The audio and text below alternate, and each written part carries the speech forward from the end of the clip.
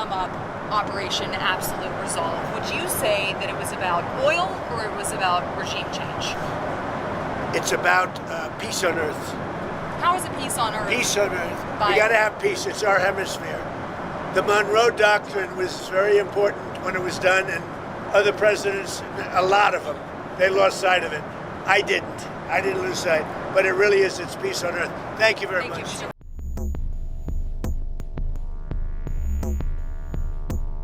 China has issued a sharp rebuke of the United States over its military operation in Venezuela, calling the seizure of President Nicolás Maduro a clear violation of international law. Speaking in Beijing during high-level talks with Pakistan, Chinese Foreign Minister Wang Yi warned against any nation assuming the role of global enforcer. Wang said the global situation is becoming increasingly volatile, with unilateral actions and power politics eroding international stability. Beijing has called on the United States to immediately ensure the safety of Maduro and his wife, release them, and resolve the crisis through dialogue rather than force. We have never believed that any country can act as the world's policeman.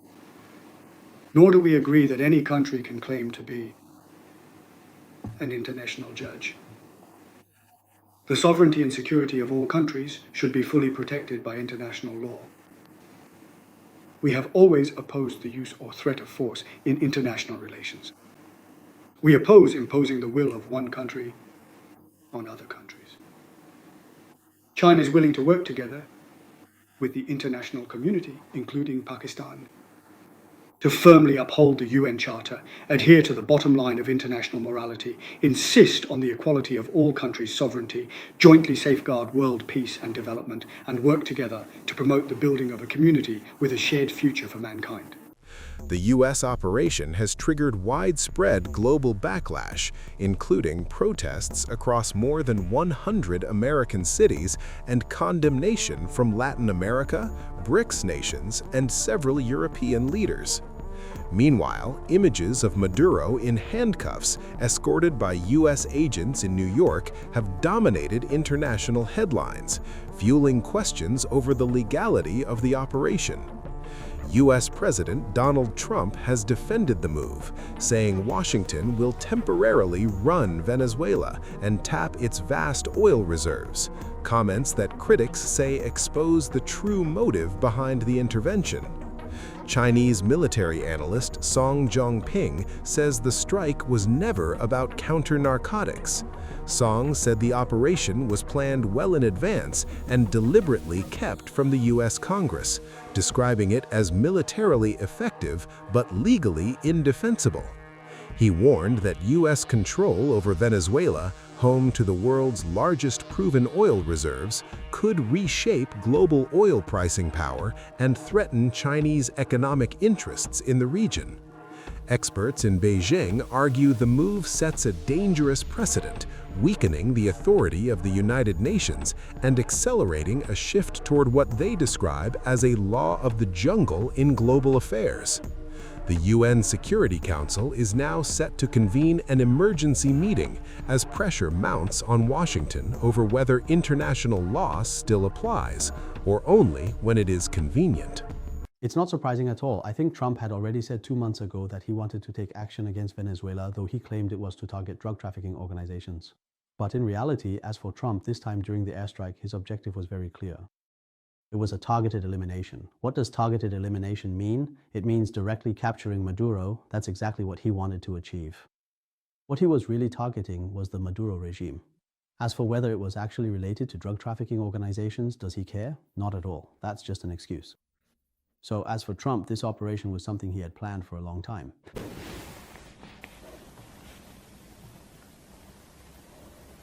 Trump's team even held hearings in Congress and mentioned their intentions. But when it came to this operation, they didn't inform Congress in advance. Why not? He said himself that he was worried members of Congress would leak the information. So I think this operation was inevitable, like an arrow on the string that had to be released. And this time, objectively speaking, it was extremely successful. In just a few hours, they captured the leader of a country. Even though this act violated international law from a military perspective, the operation was a success.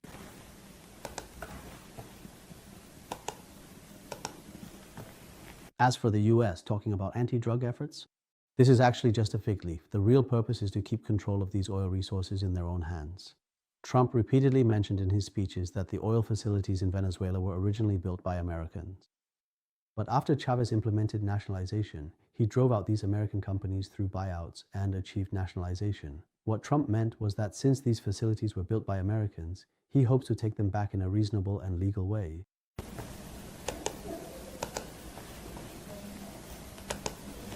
If the United States manages to control the world's largest oil reserves and then combines that with its own shale oil production in the future, it could potentially rewrite the rules of oil pricing. This is how the United States seeks to establish hegemony over primary oil products and implement a comprehensive American monopoly.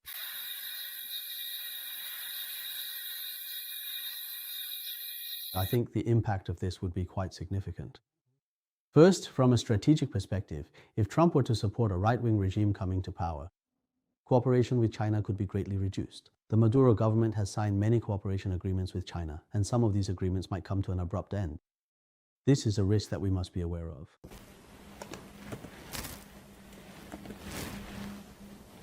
Our oil sources are diversified. That is to say, Venezuela. If the oil supply from Venezuela were to be cut off, it would have some impact on us, but not a major one. We can find alternative countries. For example, Russia is even more eager to sell us more of its oil, but we also can't put all our eggs in the Russian basket.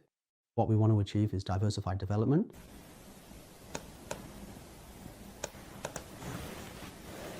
Western countries keep talking about the spirit of contracts. I also hope that after the US government gains control over the situation in Venezuela, it will uphold the spirit of contracts and protect some of China's economic projects in Venezuela. This would actually benefit the US in safeguarding its own interests. In other words, I hope the US won't touch China's share in Venezuela, otherwise it will cause major trouble for America's credibility. On the one hand, we must condemn the United States' acts of aggression, but at the same time, we also have to safeguard our legitimate interest in Venezuela.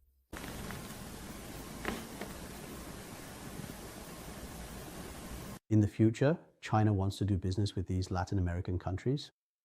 But this could bring considerable trouble, as they might become somewhat exclusive, and this exclusivity would mean following the lead of the United States. Moreover, Trump now has another approach, which is to constantly warn other left-wing regimes in Latin America, hoping that these countries will also hurry to change their governments and remove the left-wing regimes as soon as possible.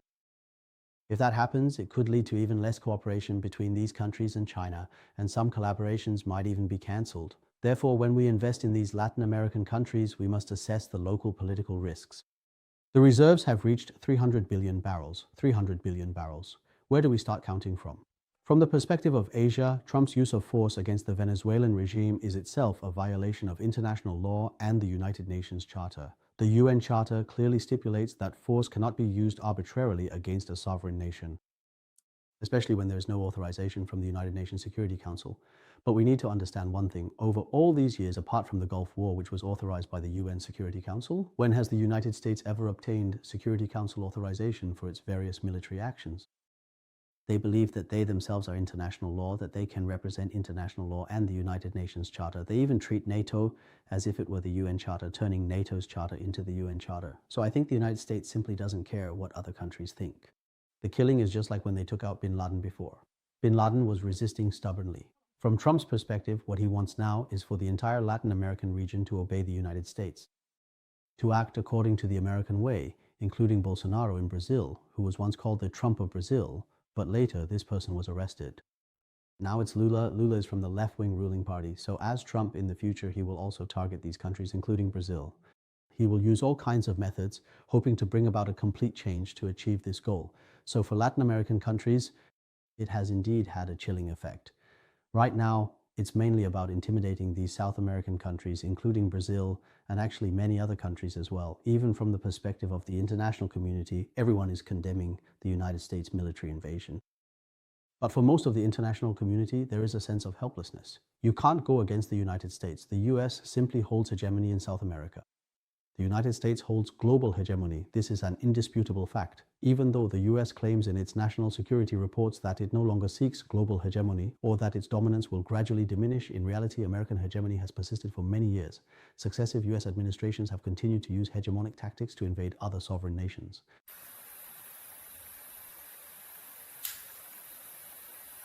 whether it's China or Russia.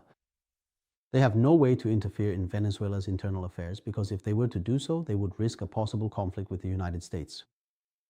Another point is that their reach simply doesn't extend that far, the most typical example being Russia when it comes to Venezuela.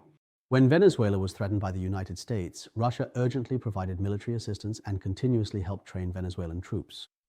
They even sent mercenaries to Venezuela, but none of these measures could stop the United States from taking military action against Venezuela.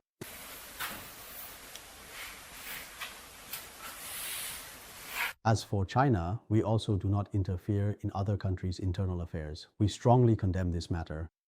But we also have no way to interfere in the affairs between Venezuela and the United States, which means that President Trump's actions will be condoned. And think about another issue. Trump has been constantly threatening Canada and Greenland. So these two countries are probably in a precarious situation right now. Sometimes when Trump says something, he really follows through. He means what he says, and with 3 years left in his term, a lot of things could still change.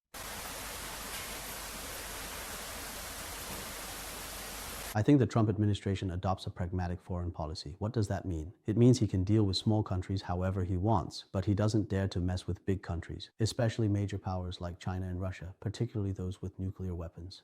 Trump will keep his distance from them. He will back off, or you could say keep a respectful distance. Take Venezuela, for example. Why does Trump dare to take military action against them? Just look at Venezuela's military capabilities and you'll understand. They have only one large warship, just a dozen or so missile boats. Can these pose any threat to the United States? Not in the slightest. They have only about 20 fighter jets and the number of advanced aircraft is even fewer. Is the United States worried? Is the United States not concerned that Venezuela might have nuclear weapons? Not at all. In reality, Venezuela poses no threat whatsoever to the United States, except perhaps the threat of drugs. This is just a baseless excuse made up by Trump. As far as Venezuela is concerned, it poses no threat to the United States, so the US isn't worried.